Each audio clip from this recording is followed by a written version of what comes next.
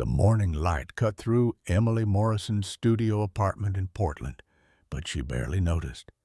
Between her shoulder blades, something pulsed a rhythm that wasn't her heartbeat.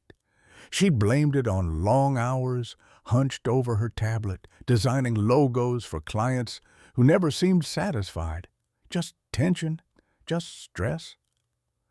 But when she twisted toward the bathroom mirror, her breath stopped cold.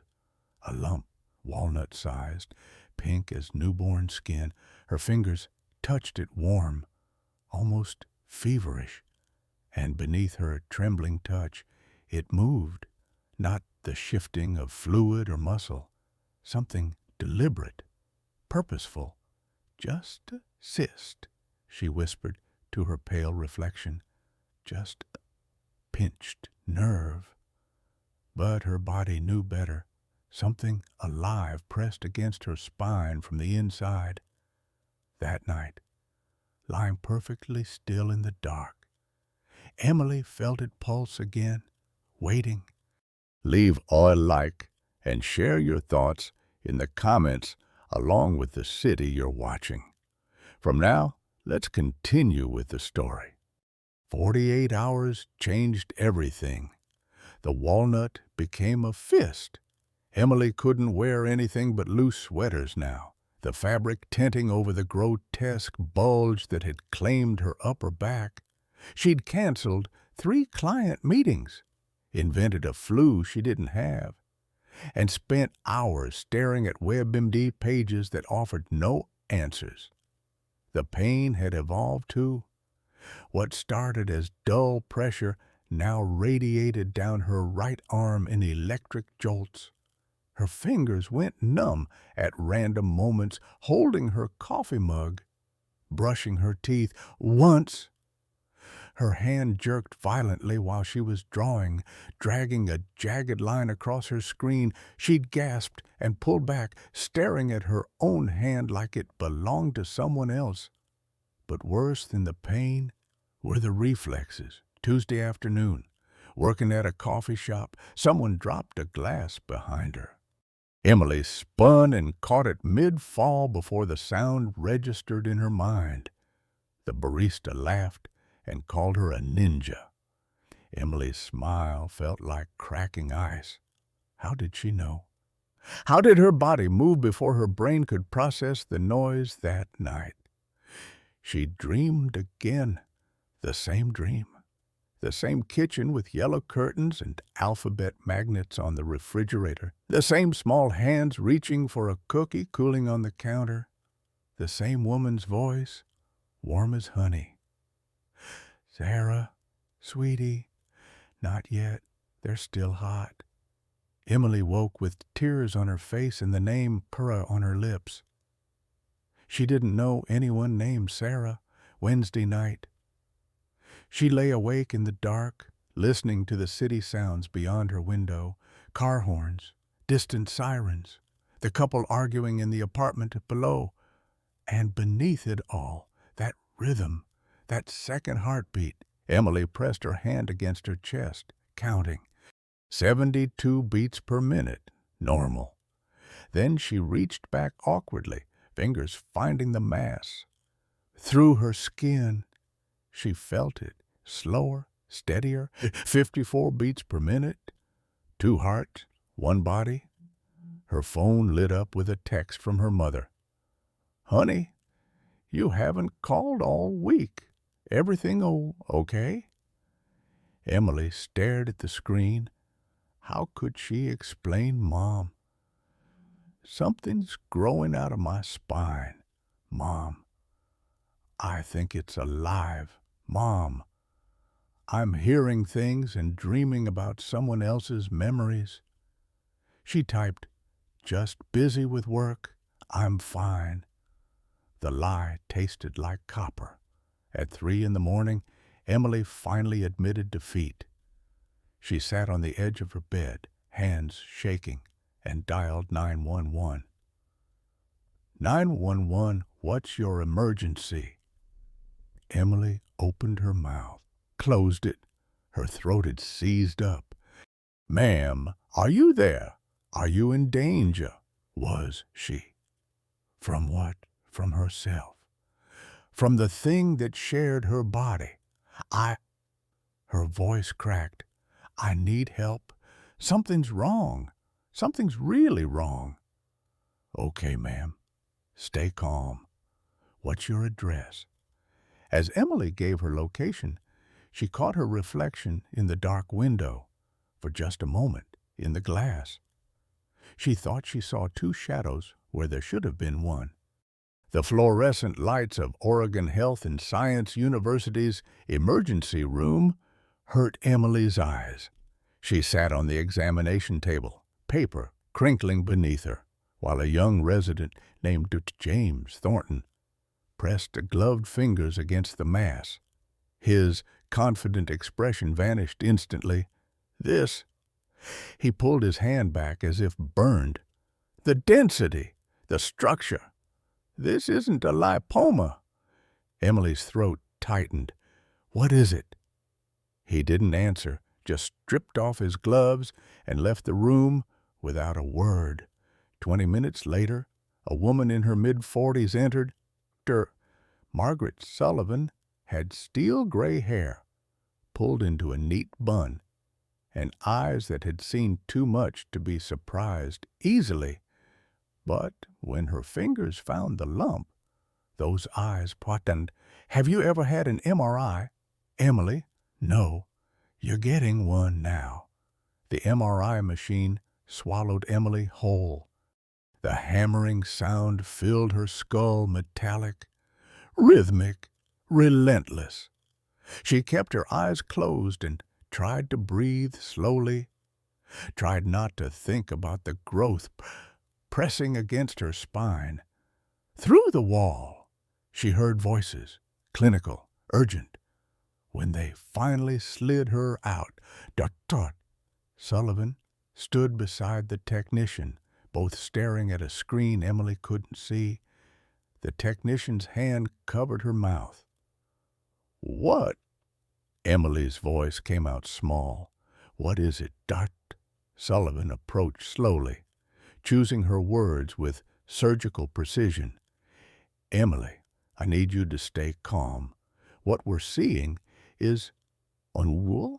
The mass has structure, very specific structure. What kind of structure? A pause that stretched too long. Neural tissue, brain tissue, to be exact.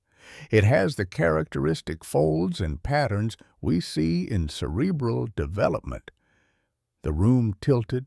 Emily gripped the edge of the table. I have a brain growing out of my spine. Not exactly, not a complete brain, but tissue that resembles. How is that even possible? Dr. Sullivan pulled up a stool, sitting at eye level with Emily.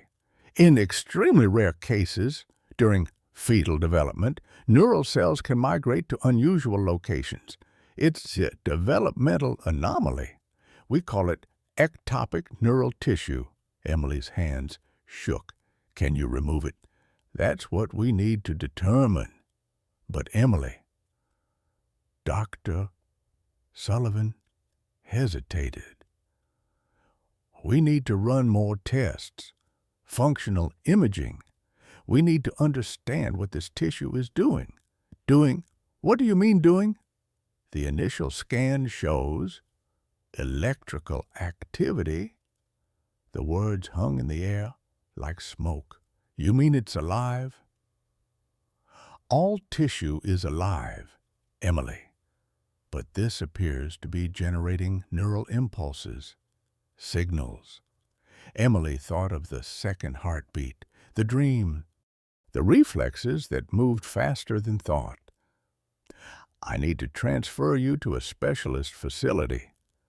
Yes, Sullivan said. The National Institute of Neurological Disorders in Virginia. They have the equipment and expertise to. Virginia. Panic crept into Emily's voice. I can't just leave. I have work. I have. Emily. Sullivan's hand covered hers. Warm, steady. This is beyond anything we can handle here. And I'll be honest with you, we don't know what we're dealing with. We need answers before we can talk about treatment." That night, Emily was transferred to a private room, not the regular ward, somewhere quieter, more isolated. A camera blinked red in the corner. Through the window, she could see the city lights of Portland spreading out below. Her apartment was somewhere in that grid. Her life was somewhere down there, up here. She was a medical mystery, a case study. And the thing on her spine pulsed steadily, keeping its own separate time, like a clock counting down to something she couldn't see. 3 days after arriving at the National Institute of Neurological Disorders, Emily stopped feeling like a patient and started feeling like a specimen. White walls, constant monitoring, doctors in clusters outside her door, voices low and urgent. They took blood every morning, scanned her brain, measured things she didn't understand. And then came the DNA results. Dr. Sullivan entered Emily's room with a folder she held too carefully, like it might explode. She sat down without preamble. "Emily, the tissue biopsy came back. The DNA profile is unexpected." Emily's stomach dropped. "Is it cancer?" "No, but it's not entirely yours either." The room seemed to shrink. "What does that mean?" Dr. Sullivan opened the folder, showing Emily a printout covered in colored bands and numbers that meant nothing to her. 96.8% of the tissue matches your DNA perfectly, but 3.2% belongs to someone else, a female, roughly your age. Emily's mouth went dry. "How is that possible? Have you ever heard of vanishing twin syndrome?" Emily shook her head. "Sometimes, in early pregnancy, a woman conceives twins, but one twin stops developing usually in the first trimester. Most of the time, that tissue is reabsorbed completely. But in rare cases, very rare cases, some cells from the vanished twin can be retained by the surviving sibling." "You're saying I absorbed my twin sister?" "Not all of her, just fragments, cells. In your case, neural cells that somehow remained dormant in your spinal column for 29 years. Emily stared at her hands. They looked like her hands. But what if parts of her weren't hers at all? "Why now?" she whispered. "Why is it growing now?" "We don't know. Hormonal changes, stress, some unknown genetic trigger. The tissue has been dormant all your life." And something woke it up. That night, Emily dreamed again. But this time, she wasn't just watching. She was inside the memory, living it. The kitchen was warm. Golden afternoon light spilled through yellow curtains. Small hands, not hers, never hers, reached for a chocolate chip cookie on the cooling rack. The countertop was too high. She had to stand on tiptoes. "Sarah, sweetie, don't touch the oven. They're still hot." Emily turned. "No." Sarah turned and saw her, a woman with honey blonde hair and laugh lines around her eyes. She wore a floral apron dusted with flour. She smiled. "But, Mom, they smell so good." "I know, baby. 5 more minutes, I promise." The memory felt so real. Emily could smell the cookies, could feel the cool linoleum under her bare feet, could hear the radio playing softly in the background, a song she didn't recognize but somehow knew all the words to. When she woke, her face was wet with tears. The name echoed in her mind like a bell. "Sarah, Over the next week, the dreams multiplied, each one sharper, more vivid than the last. Birthday parties with kids she'd never met, a blue house with white trim and a maple tree in the front yard, a stuffed rabbit named Mr. Fuzzy Boots, and the woman, always the woman with the blonde hair and the warm voice. Emily started keeping a notebook by her bed, scribbling details the moment she woke, street names, faces, the yellow sundress with tiny flowers, the crack in the sidewalk shaped like a lightning bolt. Sullivan interviewed her daily now, recording everything. Do you recognize any of these places? Emily, have you ever been to Seattle? No, I grew up in Portland. I've never even visited Seattle. But you can describe entire neighborhoods. I know. Emily's hands trembled as she held her coffee. I can draw you a map of a street I've never walked on. I know the names of people I've never met. And I know, her voice broke, I know that woman loved me, loved Sarah. I can feel it. Sullivan leaned forward. Emily, there's something else. We ran the DNA profile through several databases. Missing persons, unidentified remains, cold cases. Emily's heart stopped. We got a match. The walls pressed in.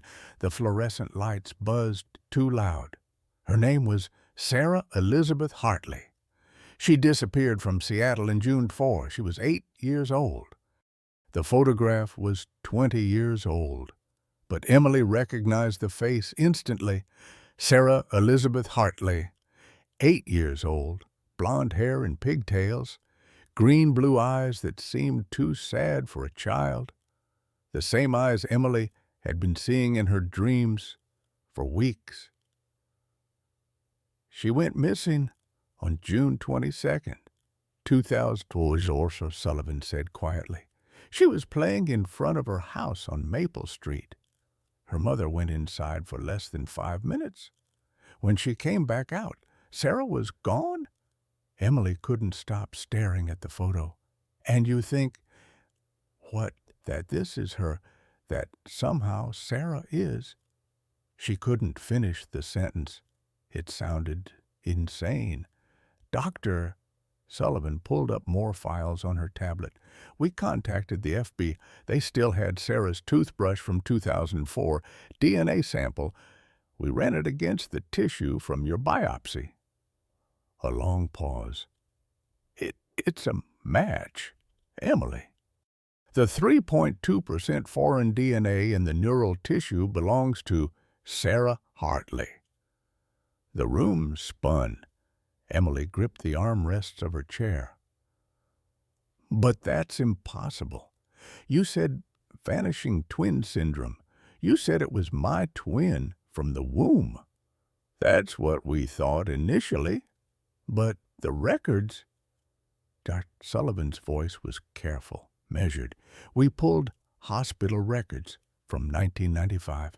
Your mother, Rebecca Morrison, had a normal pregnancy. Single baby. No indication of twins. Then how? We don't know. We can't explain how Sarah's neural tissue ended up in your body. The timeline doesn't make sense. You were born in March 1995. Sarah wasn't even born until 1990. You were never twins. Emily stood abruptly, pacing. This is crazy. You're telling me I have brain tissue from a girl who disappeared when I was 9 years old? How does that even happen? Emily, I know this sounds... No. Emily's voice rose. You don't know. You don't know what it's like to have someone else's memories in your head, to dream about a mother who isn't yours, to wake up crying because you miss someone you never met. She pressed her hands against her temples, trying to hold herself together. Sullivan gave her a moment before continuing. There's more. We've been monitoring your EEG during sleep. When you're dreaming, when these memories surface, we see two distinct patterns of brain activity. One is yours, frontal lobe dominant, consistent with your baseline, but the other comes from the tissue on my spine. Yes, it generates its own electrical patterns, patterns consistent with memory recall, with consciousness. The word hung between them like a blade. You're saying she's alive in there. I'm saying the tissue is active. It's processing. It's responding. Emily sank back into the chair. What does she want? Doctor? Sullivan's expression softened. The same thing any lost child wants, I imagine. To go home. To find her mother. That night, alone in her room, Emily did something she'd been avoiding. She spoke out loud to the presence she could feel beneath her skin. Sarah, if you can hear me, I don't understand what's happening. I don't know how you're here or what you need. Silence. Just the hum of medical equipment. But I know you're scared. I know you miss your mom. And Emily's voice cracked. I'm sorry. I'm so sorry this happened to you. She waited. For what? She didn't know. A sign, a response, something. Instead, her hand moved on its own. Emily watched, detached, as her fingers reached for the sketch pad on the bedside table. She picked up a pencil, and then, without any conscious thought, she began to draw. Not her style, not her technique. The lines were crude, angular, childlike. When she finished, Emily stared at the paper. A house, 2 stories, blue siding, white trim, a maple tree in the front yard, a fence, and on the porch steps, a small figure, a girl in a yellow sundress holding a stuffed rabbit. At the bottom of the page, in shaky handwriting that wasn't hers, Sarah, Mrs. Home. Emily's breath came in gasps. She dropped the pencil like it had burned her. The next morning, a young administrative assistant named Lindsay Chen entered to bring Emily breakfast. She glanced at the drawing on the bedside table and froze.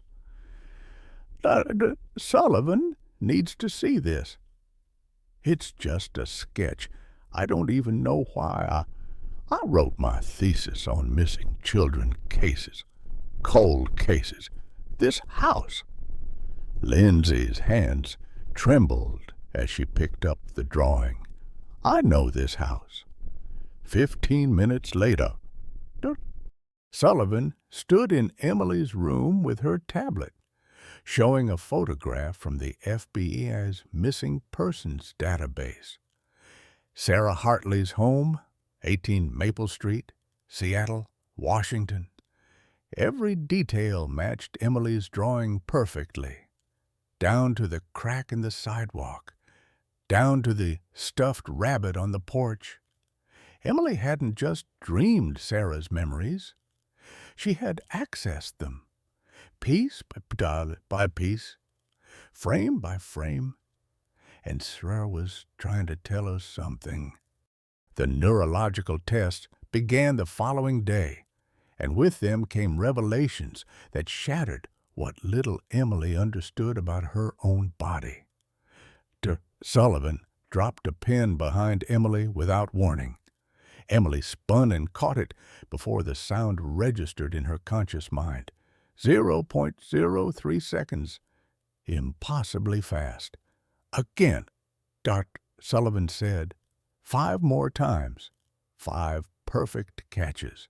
Normal human reaction time is 0.25 seconds. Dr. Sullivan explained, you're responding 0.2 seconds faster than your brain should be able to process the stimulus. Emily stared at her hands. How? The tissue on your spine is networked into your central nervous system. It's processing sensory information independently, acting before your primary brain receives the signal. Two brains, two processes, one body. The cognitive tests were worse. They showed Emily photographs of Seattle neighborhoods, places she'd never been, streets she'd never walked. She could name them, all of them. Pike Place Market, the waterfront, the University District. She described coffee shops that had closed 15 years ago, playgrounds she'd never visited. "How do I know this?" Emily whispered, staring at her hands like they belonged to a stranger. That night, it happened again. Emily woke at 2 in the morning, not to her alarm, not to a sound, but to an overwhelming urge to move. Her body stood before her mind caught up. She walked to the small desk in her hospital room, picked up a pen, pulled out paper, and drew. This time, she stayed conscious, watched her hand work with a technique she'd never learned. The proportions were wrong, the perspective childish, but the image was unmistakable. A white fan, no windows in the back, a dent on the passenger side door, a man's shadow in the driver's seat, and small handprints on the inside of the rear door, as if someone had been pressing against it, trying to get out. When Emily finished, she dropped the pen and backed away from the desk, breathing hard. The drawing stared back at her like an accusation. Dr. Sullivan arrived within minutes. The monitoring equipment had flagged Emily's elevated heart rate and irregular breathing. She looked at the drawing, and her face went pale. "Emily, do you know what this is?" "I didn't draw it. My hand did. But Emily wrapped her arms around herself. "Sarah drew it, through me." Dr. Sullivan pulled out her phone and made a call. Emily heard fragments: need psychiatric evaluation, hypnotherapy specialist, memory reconstruction. 3 days later, Dr. Marcus Webb arrived. He specialized in trauma and recovered memory, worked with FBI on witness recall. "Emily, I want to be very clear," Dr. Webb said during their first session. "We're not trying to implant memories or create false narratives. We're trying to understand what your neural tissue is communicating. These aren't your memories, but they may be recorded in the tissue itself. Are you willing to try?" Emily thought of Sarah's face in the photograph, 8 years old, missing for 20 years. Yes. The hypnotherapy room was dimmed, soft lighting, a reclining chair. Dr. Sullivan and 2 other specialists observed from behind one-way glass. Dr. Webb's voice was calm, rhythmic. "Emily, I want you to relax. Let your conscious mind rest. If Sarah's memories are present, we'll let them surface naturally. No force, no pressure." Emily closed her eyes and sank into the chair. "Take me back to the last memory, the drawing, the van." Silence stretched. Then Emily's breathing changed, became shallow, quick. When she spoke, her voice was smaller, higher. "I was drawing with chalk, hopscotch on the sidewalk. What else do you see?" "Sarah." Emily's eyes moved beneath closed lids. "The van, white van, it stopped. The man, he said he had puppies, baby puppies, asked if I wanted to see them." Dr. Webb's voice remained steady. "What did you do?" "Mommy said never talk to strangers." "But puppies?" "I just wanted to see the puppies." A tear slid down Emily's cheek. "I went to the van. The door opened. It was dark inside, smelled like cigarettes and something else.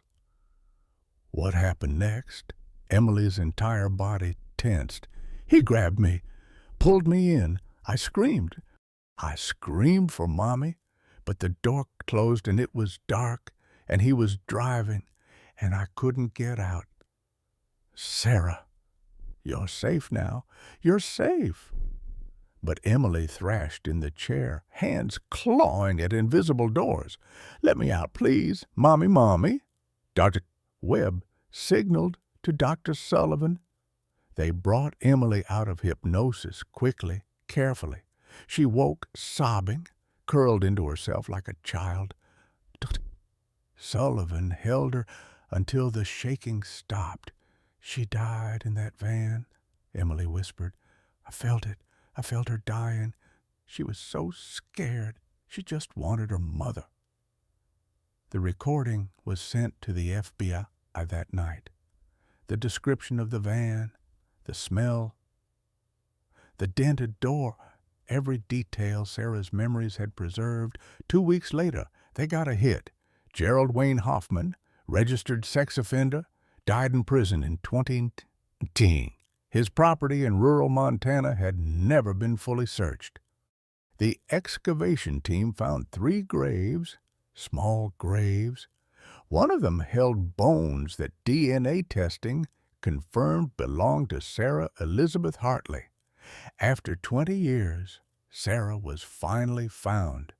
But the truth of how her consciousness, her memories, her essence had survived in Emily's body remained a mystery that no medical examination could explain. Some questions, it seemed, science couldn't answer.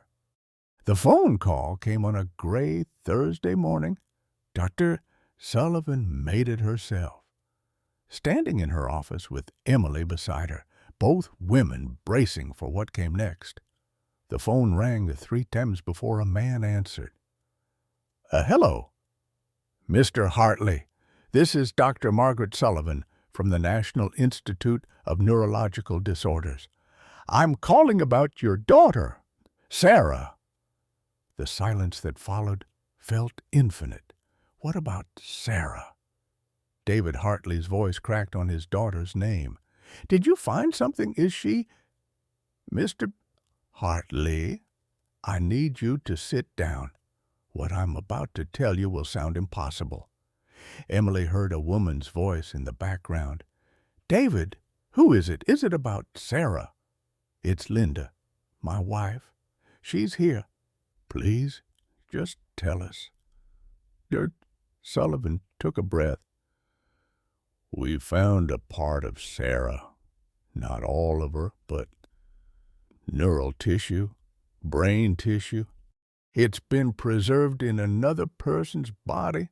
It contains her DNA, her memories. We believe it may contain aspects of her consciousness. The sound David Hartley made wasn't quite a gasp. It was something breaking. What do you mean, in another person? Where is she? Where's my daughter? She's here. The woman carrying Sarah's tissue. Her name is Emily Morrison. She's 29 years old. The tissue has been dormant in her spinal column, but it's recently activated. We don't understand how or why, but Emily has been experiencing Sarah's memories. She's been reliving moments from Sarah's life. Linda Hartley's voice came through now, trembling. Is Sarah alive? Can we talk to her? Can we see her? Doug Sullivan glanced at Emily, who nodded slowly. You can meet Emily, and through Emily, you may be able to connect with what remains of Sarah. But I need you to understand this isn't Sarah as you knew her. This is tissue, memories, neural patterns. We don't fully understand what it means, or what Sarah might be experiencing. We'll come, David said immediately. Today, right now. Just tell us where. 2 days later, David and Linda Hartley sat in a private conference room at the Institute. Both had aged in the way that grief ages people, deep lines around their eyes, gray threading through their hair, shoulders that seemed to carry invisible weight. Emily entered with Dr. Sullivan beside her. She'd spent an hour that morning trying to decide what to wear, what to say, how to prepare for meeting the parents of a girl whose memories lived in her spine. In the end, nothing could have prepared her. Linda stood first. Her hand flew to her mouth. "You have her eyes." Emily froze. "I'm sorry." Sarah's eyes, that exact color, green-blue, like the ocean on a cloudy day. Tears streamed down Linda's face. "Oh, God! Oh, my God!" David rose slowly, as if his legs might not hold him. He stared at Emily with an expression that blended hope and horror in equal measure. "Miss Morrison," he managed. "Thank you. Thank you for coming, for being here, for—" his voice broke, "for keeping our daughter safe." The words hit Emily like a physical blow. Safe. She hadn't kept Sarah safe. Sarah had died terrified and alone in a monster's van. "Miss Hartley, I don't know how this happened. I don't know why Sarah's tissue is in me or what it means, but I need you to know." Emily's voice shook. "The memories I have. She loved you so much. Both of you. Even at the end, when she was scared, she was calling for you." Linda covered her face with her hands and wept. "Doctor." Sullivan gave them time before gently guiding the conversation. "We'd like to try something, if you're willing. We've brought some of Sarah's belongings from evidence storage, objects that might trigger stronger memories or responses." From a box, she withdrew a stuffed rabbit, worn, faded, one ear slightly torn. "Mr. Fuzzy Boots?" Linda whispered. She slept with him every night. The moment Emily saw the rabbit, something shifted. The room tilted. Her vision doubled. And then she wasn't Emily anymore. "Mr. Fuzzy." The voice that came from Emily's mouth was higher, younger, filled with pure joy. "You still have him, Mommy. You kept him." Linda dropped into her chair like someone had cut her strings. "Sarah, baby, is that you?" Emily's hands reached for the rabbit, clutched it to her chest. "I missed him. I missed you. I missed everything." David was crying now, openly, shoulders shaking. "We missed you too, sweetheart. Every single day. We never stopped looking. We never stopped hoping. I was so scared, Daddy. It was dark, and I couldn't get out, and he wouldn't let me go, and I called and called, but you couldn't hear me." And then Emily blinked. The childlike expression faded. Her face aged back to 29. She stared at the rabbit in her hands with confusion and horror. "I'm sorry," she gasped. "I didn't mean to. That wasn't me. I don't know what just—" But Linda was already moving. She crossed the room and wrapped her arms around Emily, holding her tightly. "It's okay." Linda sobbed into Emily's shoulder. "It's okay. You brought her back to me, even for just a moment. You brought my baby back." Emily couldn't stop the tears. She cried for Sarah, for Linda and David, for the 20 years of emptiness, for the little girl who just wanted to see puppies and paid for it with her life. They sat together for over an hour.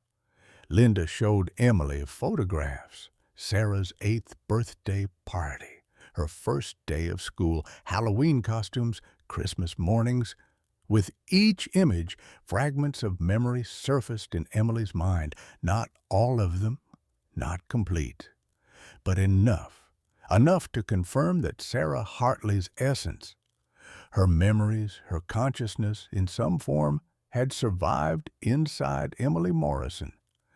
The question no one wanted to ask hung in the air like smoke. If they removed the tissue to save Emily's life, would they be killing Sarah a second time? Dr. James Thornton delivered the news 3 weeks after the Hartleys' visit, and it landed like a death sentence. "The mass is growing," he said, pointing to the comparison scans on his tablet. 8 centimeters now. It's pressing directly on your C6 and C7 vertebrae. The neural compression is significant. Emily stared at the images, the ghostly white mass wrapped around her spine like a hand squeezing. "What does that mean?" Dr. Thornton's jaw tightened. "If we don't remove it within the next 2 weeks, you'll lose motor function in your legs, possibly your arms. And if it continues to grow, He didn't finish the sentence. He didn't have to. Paralysis. Or worse. Dr. Sullivan sat across from Emily, her expression carefully neutral. "But there's something else you need to understand. The tissue isn't just growing, it's integrating. It's forming more neural connections with your central nervous system every day. The longer we wait, the more intertwined it becomes with your own neural pathways." Which means what? Which means removing it becomes more dangerous and more. Dr. Sullivan chose her words carefully. More like ending a life than removing a tumor. The words sat heavy in the sterile room. Emily looked between them. "You're saying if I have surgery, I'm killing Sarah?" Neither doctor answered immediately. Finally, Dr. Thornton spoke. "We're saying the tissue is exhibiting characteristics we associate with consciousness, memory, possibly awareness. If we remove it, those functions cease." "That's not an answer." "Because we don't have one." "Doctor," Sullivan said quietly, "medicine can tell us how to remove the tissue. Ethics can't tell us if we should." That evening, Emily sat in her room with 2 mothers. Rebecca Morrison, her own mother, sat on one side of the bed. Linda Hartley sat on the other. Both women loved their daughters. Both faced losing one. "You have to do the surgery," Rebecca said, her voice firm despite the tears in her eyes. "You're my daughter. You're alive. You're here. I can't lose you." Linda's hands twisted in her lap. She'd aged another decade in 3 weeks. "But Sarah is my daughter too, and this is all I have left of her. If the tissue is removed," her voice broke, "I lose her again, forever this time." Emily closed her eyes. "So one of you loses a daughter, no matter what." Silence. "I'm sorry," Linda whispered. "I know that's selfish. I know you didn't ask for this. But when I held you, when Sarah spoke through you, when I heard her voice again after 20 years, She wiped her eyes. "How do I let go of that? How do I choose for her to die again?" Rebecca reached across Emily to take Linda's hand. "I can't imagine your pain. I can't imagine losing a child for 20 years and then finding even a piece of her again. But Emily is the one who has to live with this. Emily is the one whose body is failing us. And as much as I wish I could save both of them, I can only save my daughter. Mom." Emily's voice was barely a whisper. "What if I don't want to be saved at the cost of killing someone else?" Rebecca's face crumpled. "Don't say that. Don't you dare say that. But it's true, isn't it? If I have surgery, I'm choosing my life over Sarah's. I'm deciding she doesn't get another chance. She's already gone, Emily. She died 20 years ago. Then why does she have memories? Why can she speak? Why does she miss her mother? Emily's voice rose. If she's dead, why does she feel so alive inside me? No one had an answer. The ethics committee convened 2 days later. 53 experts from around the world joined the virtual conference: bioethicists, neurologists, philosophers, legal scholars, religious leaders. Emily watched from her hospital bed as they debated her fate on screens. A bioethicist from MIT argued, the tissue exhibits neural activity, but that doesn't constitute personhood. Personhood requires autonomy, independent existence. This tissue is dependent on Ms. Morrison's body. A Catholic theologian countered, the soul is indivisible. If Sarah Hartley's consciousness exists in any form, it possesses inherent dignity and the right to life. A neurologist from Stanford. We're anthropomorphizing electrical patterns. This is neural tissue generating signals. It's not thinking, it's not aware. It's biochemical processes. An attorney from the ACLU. But if Morrison experiences it as a separate consciousness, if it communicates distinct memories and responses, don't we have to consider its legal status? Can one person consent to ending another's existence if they share a body? 3 weeks of debate, no consensus. In the end, they returned the decision to the only person who could make it, Emily. She sat alone in her room that night and did something she'd been afraid to do. She spoke directly to Sarah. I know you're listening. I know you understand me, even if you can't always respond. Emily's hands shook. I've been thinking about what you must want. You want to go home. You want your mom. You want to be 8 years old again before that monster took you. She paused, listening to the silence. But I want to live too. Sarah, I want to design book covers and drink coffee at my favorite cafe and call my mom on Sundays. I want a future. And right now, one of us gets to live, and one of us doesn't. Tears streamed down Emily's face. I wish I could keep you.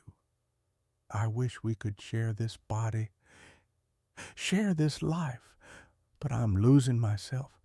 Every day there's less of Emily and more of you. My hands don't feel like mine. My thoughts aren't all mine. Soon I won't exist anymore, and you'll be wearing my body like a coat. She thought of Linda Hartley's face, the desperate hope, the unbearable grief. I don't want to kill you, God. I don't want to be the person who kills a little girl twice. But I don't want to die either. Emily pulled out a piece of paper and began to write. 2 letters, one to Linda Hartley, one to her own mother. To Linda, she wrote, I wish I could keep her alive. I wish we could share this body, share this life. But I'm losing myself. Every day there's less of Emily and more of Sarah. Soon, I won't exist anymore. I don't want to kill your daughter, but I don't want to die either. I'm so sorry. To Rebecca, she wrote simply, schedule the surgery before I lose my nerve, before I disappear completely. She folded both letters, sealed them, and placed them on the bedside table. Then Emily lay back and whispered into the darkness, Sarah, if you can hear me, I'm sorry. I know you're scared. I know you just want your mom. But this is my body, my life. I promise I'll remember you. I'll tell your story. You won't disappear again. Not really." She waited for a response, a sign, a feeling, anything. The tissue on her spine pulsed steadily, keeping time, counting down.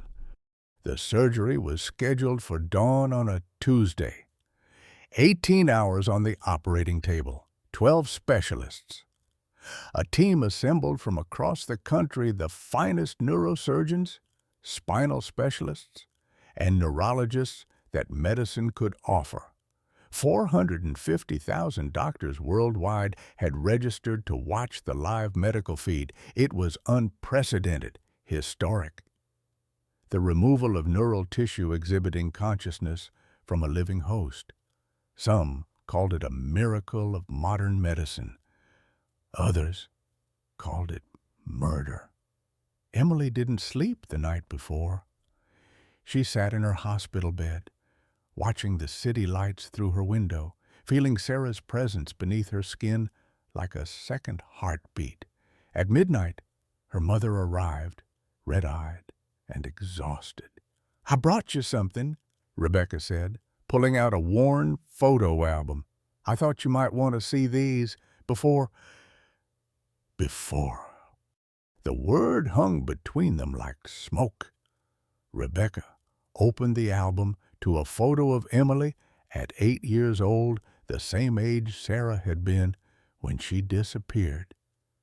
Emily was grinning, missing a front tooth, holding up a drawing she'd made. "You were always drawing," Rebecca said softly. "Even as a baby, you'd grab crayons and just create. I used to wonder where you got it from. Your father couldn't draw a stick figure to save his life, and my artistic ability stops at grocery lists." Emily stared at the photo. 8 years old, so young, so full of life. Sarah had been that age when she died. "Mom, do you think I'm doing the right thing?" Rebecca's hand covered hers. "Honey, there is no right thing here. There's just survival, and I need you to survive." At 2 in the morning, Emily heard a soft knock. Linda Hartley stood in the doorway, holding the stuffed rabbit. "I couldn't sleep," Linda admitted. "I kept thinking about tomorrow, about what it means." Emily gestured to the chair beside her pew. Linda sat, clutching Mr. Fuzzy Boots like a lifeline. "I want you to know," Linda said carefully, "that I don't blame you for choosing to live. What kind of mother would I be if I asked you to die for my daughter? Sarah wouldn't want that either. She was sweet, kind. She used to cry when I killed spiders." Emily's throat tightened. "But I need to say goodbye to her," Linda continued. "One more time. Even if she can't answer, even if it's just me talking to neural tissue and electrical signals, I need to say the things I never got to say." Emily nodded. "Go ahead." Linda took a shaky breath and closed her eyes. When she spoke, her voice was soft, intimate. The voice of a mother tucking her child into bed. "Sarah, baby, it's Mommy. I know you're scared. I know you don't understand what's happening. But I need you to know something, sweetheart. I never stopped looking for you. Not for one single day. Your room is exactly how you left it. Mr. Fuzzy Boots slept in your bed every night. I sang 'You Are My Sunshine' even when you weren't there to hear it." Tears streamed down Linda's face. "And now I have to let you go again. I have to say goodbye. But this time I know where you are.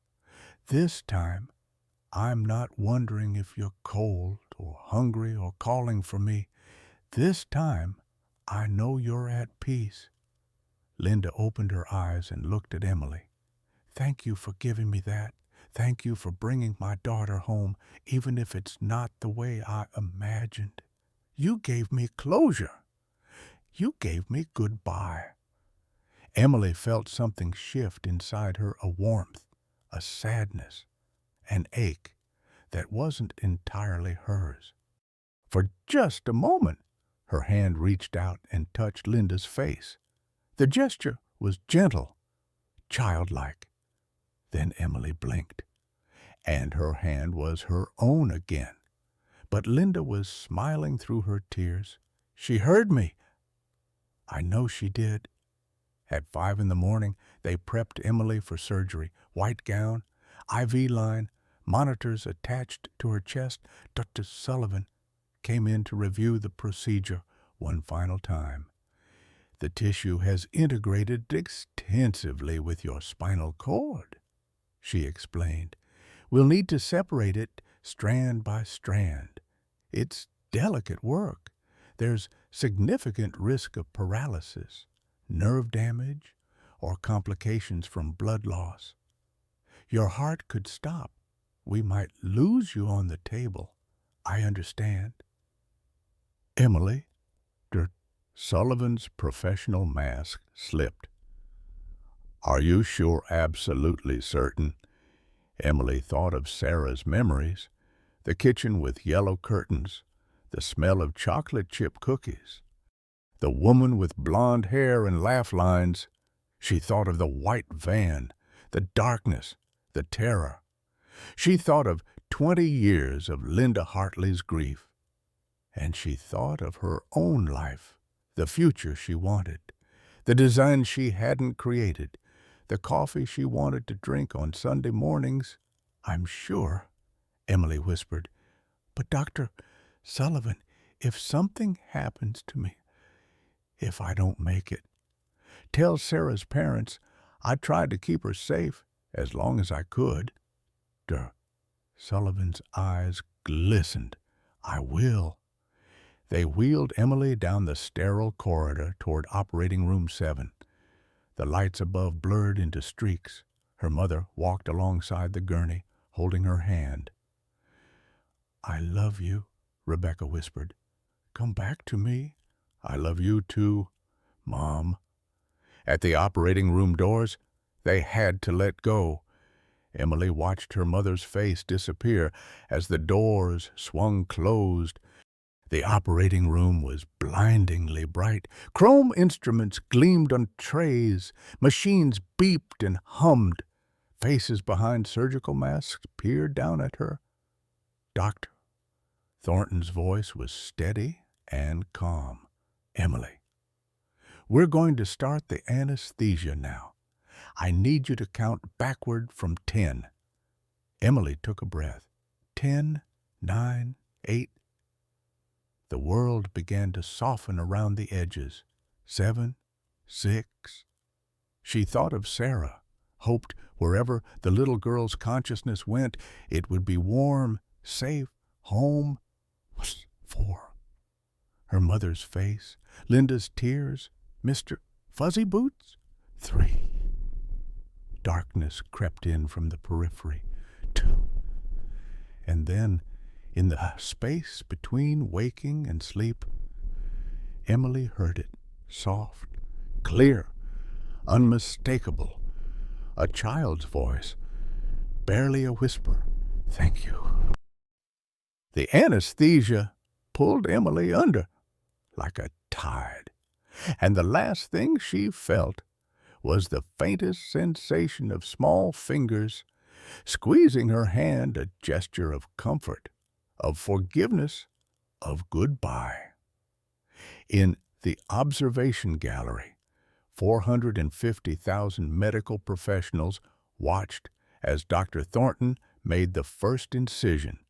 In the waiting room, Rebecca Morrison and Linda Hartley sat side by side. Two mothers waiting to see which daughter would survive the next 18 hours. And on Emily's spine, beneath layers of skin and muscle, the neural tissue that had once been Sarah Elizabeth Hartley pulsed one final time. A steady rhythm, a heartbeat, a goodbye. The surgery began at 6:47 in the morning. By the time the sun set, one of them would be gone forever. The only question was, which one?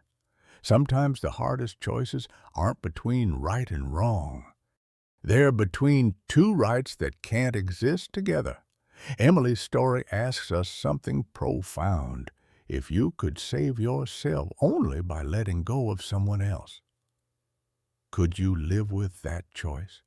We've all carried ghosts, memories of people we've lost, words we never said, goodbyes that came too soon.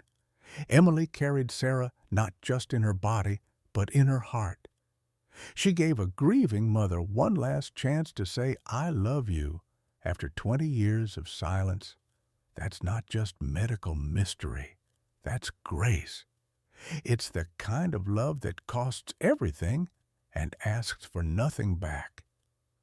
Linda Hartley got to hold her daughter one more time.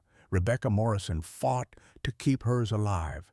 And Emily, she learned that surviving sometimes means carrying the weight of impossible decisions for the rest of your life. But maybe that's what makes us human, not the choices we make, but how we live with them afterward. Have you ever had to make a choice where there was no right answer? Only different kinds of heartbreak. What would you have done in Emily's place? Drop your thoughts in the comments below. Your story might be exactly what someone else needs to hear today.